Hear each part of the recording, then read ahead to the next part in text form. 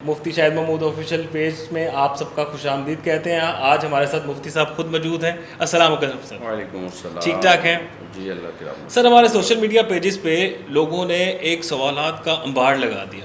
اس میں سے ہم لوگوں نے کچھ قربانی کے حوالے سے، کیونکہ قربانی قریب ہے تو اس کے حوالے سے ہم نے کچھ سوالات اپنے سلیکٹ کیے ہیں، اور اس میں سے ایک پہلا سوال میں آپ سے پوچھنا چاہوں گا.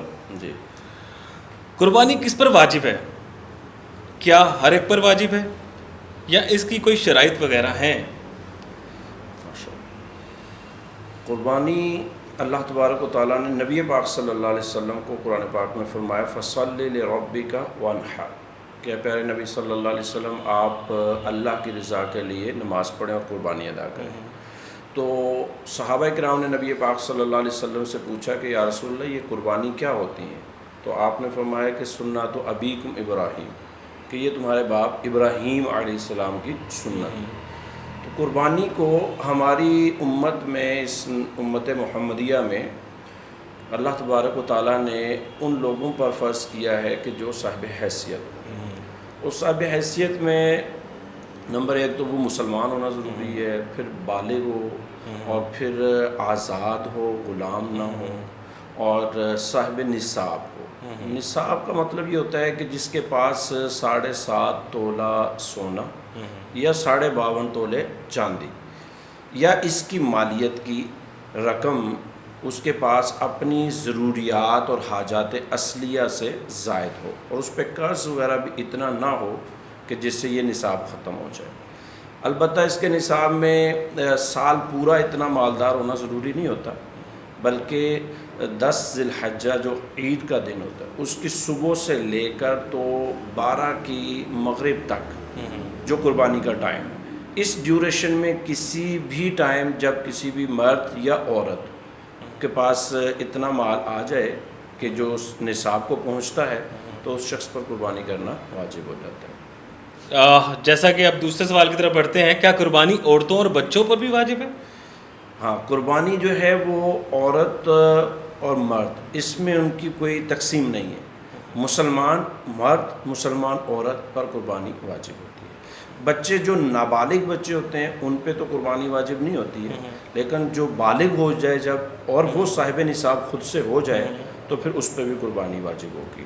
عورتوں کو اسپیشلی طور پہ جو عورتوں کی جیولریز وغیرہ ان کی ملکیت میں ہوتی ہیں، یا اسی طرح عورت اگر خود کفیل ہے، کماتی ہے اور اس کے پاس سیونگ ہے سیپریٹلی اپنے ہسبینڈ سے یا اپنے والد سے سیپریٹلی اس کے پاس اپنی سیونگ ہے، تو اس پہ بھی قربانی کرنا واجب ہوتا ہے. بہت شکریہ سر آپ کو رہنمائی کا. اب ایک اور سوال ہے سر، کیا گھر کے سب افراد پر قربانی لازم ہوتی ہے یا سب کی طرف سے ایک ہی قربانی کر دیں تو کافی ہے؟ یہ نارملی یہ ہوتا ہے کہ اکثر یہاں پہ لوگ اپنی سہولت کے مطابق بات کرنا شروع کر دیتے ہیں. بہت ساری دفعہ دیکھا جاتا ہے کہ پورے گھر میں ایک ہی قربانی کر کے تو سمجھا جاتا ہے سب کی طرف سے ہو گئی ہے، تو ایسا نہیں ہے.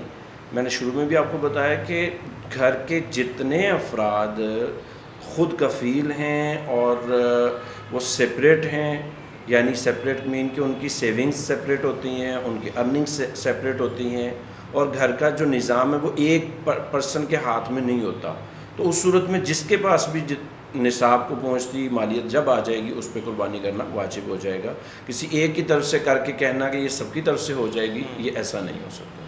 ٹھیک ہے سر، بہت خوبصورت ہمارے اسلام کے بہت خوبصورت جوابات. سر ہماری طرف اگلے سوال کی طرف بڑھتے ہیں. کیا فوت شدہ افراد مر چکے ہیں تو ان کی قربانی دی جا سکتی ہے ان کی طرف سے؟ ہاں، جو فوت شدہ حضرات ہوتے ہیں، بزرگ ہمارے خاندان کے یا کوئی بھی، اس کی طرف سے بھی قربانی دی جا سکتی ہے. اسپیشلی طور پہ یہ ذہن بنانا ہوگا اور سمجھنا ہوگا کہ کیا اس میں بھی ہمارے ہاں نا تھوڑا سا مائنڈ لوگوں کے مختلف ہوتے ہیں. وہ سمجھتے ہیں کہ شاید قربانی میں کوئی ترتیب ہوتی ہے کہ پہلے بڑوں کی قربانی تو پھر چھوٹوں کی قربانی، پہلے اتنی قربانی اس فرد کی ہو جائیں گی تو پھر دوسرا نمبر ہمارا آئے گا. تو ایسا نہیں ہوتا. اولاً تو قربانی جو زندہ ہے اس پہ واجب ہوتی ہے. جو فوت ہو چکا ہے اگر اس نے وصیت کی تھی کہ میری طرف سے قربانی کی جائے تو پھر اس کی طرف سے وصیت کے مطابق قربانی کی جائے، اور اگر اس نے وصیت نہیں کی لیکن اولاد یا کوئی بھی ریلیٹیو یہ سمجھتا ہے کہ میں ان کی طرف سے بھی قربانی کروں تو ان کی طرف سے سیپریٹ قربانی کرنی ہوگی. ٹھیک. یہ نہیں ہے کہ ایک ہی قربانی ہم کریں تو وہ ہم کہیں کہ یہ ان کی طرف سے بھی ہوگی اور میری طرف سے بھی ہوگی, بلکہ اپنی طرف سے اگر مجھ پہ واجب ہے تو میں اپنی سیپریٹ کروں گا, اور جس فوت شدہ کے لیے میں کرنا چاہوں گا تو وہ الگ سے کرے گا. اس کی مثال ہمیں احادیث کے اندر ملتی ہے, صحیح مسلم اور دیگر کتب حدیث کے اندر موجود ہے کہ نبی پاک صلی اللہ تعالیٰ علیہ وسلم کے بہت مشہور صحابی حضرت سیدنا مولا علی مشکل کشا رضی اللہ تعالیٰ عنہ, عید کے دن ان کو دیکھا گیا کہ وہ 2 مینڈے 2 جانور ذبح کر رہے ہیں. تو ان سے پوچھا گیا کہ یہ آپ ایک آپ کی طرف سے تو دوسرا آپ کس کی طرف سے کر رہے ہیں؟ تو حضرت علی رضی اللہ تعالیٰ عنہ نے ارشاد فرمایا کہ مجھے نبی پاک صلی اللہ تعالیٰ علیہ وسلم نے وصیت فرمائی تھی اور ارشاد فرمایا تھا کہ علی تو میری طرف سے قربانی کر. تو میں ہمیشہ ایک قربانی اپنی کرتا ہوں اور ایک قربانی نبی پاک صلی اللہ علیہ وسلم کی طرف سے کرتا ہوں. اب اس سے آپ سمجھ سکتے ہیں کہ بظاہر نبی پاک صلی اللہ علیہ وسلم کیونکہ اس دنیا سے رخصت ہو چکے ہیں, فوت ہو چکے ہیں بظاہر, تو اب آپ کے دنیا سے جانے کے بعد حضرت علی رضی اللہ تعالیٰ عنہ آپ کی طرف سے قربانی کر رہے ہیں. تو لہٰذا بینگ مسلم ہم بھی اگر چاہیں صاحب حیثیت ہوں اور سرکار سے محبت کا اظہار کرتے ہوئے اگر ہم ان کی طرف سے قربانی کریں تو بھی ٹھیک ہے, اور اگر اسی حدیث کے سامنے رکھتے ہوئے اگر ہم اپنے والدین میں سے کسی کی طرف سے قربانی کریں تو یقیناً ان کو ثواب پہنچے گا اس کا. سبحان اللہ, سبحان اللہ. بڑا ہی کوئی انٹرسٹنگ قسم کا سوال آیا ہے آپ کے لیے. کیا قربانی میں کوئی تعداد لازم ہوتی ہے؟ سنا ہے کہ پہلے 7 قربانیاں والد کی, پھر 7 امی کی طرف سے, اور اس کی طرح مزید ترتیب وائز کچھ اس طرح کا سوال. میں نے ابھی بھی آپ کو پہلے بتایا کہ یہ ہمارے لوگوں کے خیالات ہیں اور کچھ جہالت کی وجہ سے, پرانے مائنڈ سیٹ کی وجہ سے ایسا ہے, جبکہ علمی ایسی کوئی بات نہیں ہے. قربانی کرنا اس میں کوئی ترتیب نہیں ہے. جب جب صاحب نصاب ہوں گے اور جو صاحب نصاب ہوگا اس پہ ہمیشہ قربانی لازم رہے گی. اگر یہ نہیں ہے کہ پہلے بابا نے ساتھ کرنی ہے تو پھر ماما نے ساتھ کرنی ہے تو پھر ہم نے کرنی ہے, ایٹ اے ٹائم بابا پہ بھی لازم ہو سکتی ہے, ماما پہ بھی, اور مجھ پہ بھی, میرے دادی پہ بھی, دادے پہ بھی, ایٹ اے ٹائم ہم سب پہ بھی ہو سکتے ہیں. اگر سب ہی صاحب نصاب ہوں اور سپریٹلی سب کے پاس سیونگز ہیں تو پھر ہر ایک پر الگ سے قربانی کرنا ضروری ہو جائے گا.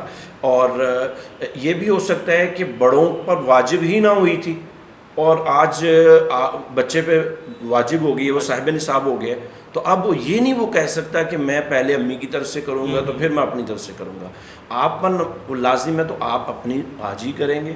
جیسے اب نماز ہے تو اب ایک بندہ ہے وہ فوت ہو گیا, تو اس کی نماز کو ہم کہیں کہ وہ پہلے میں ان کی پڑھ لوں پھر میں اپنی پڑھ لوں, تو ایسا تو نہیں ہے. نماز اپنے ایک الگ فریضہ ہے میرا, یعنی کہ یہ سنائی بات تھی. ہاں سنائی بات. ٹھیک ہے, ٹھیک ہے.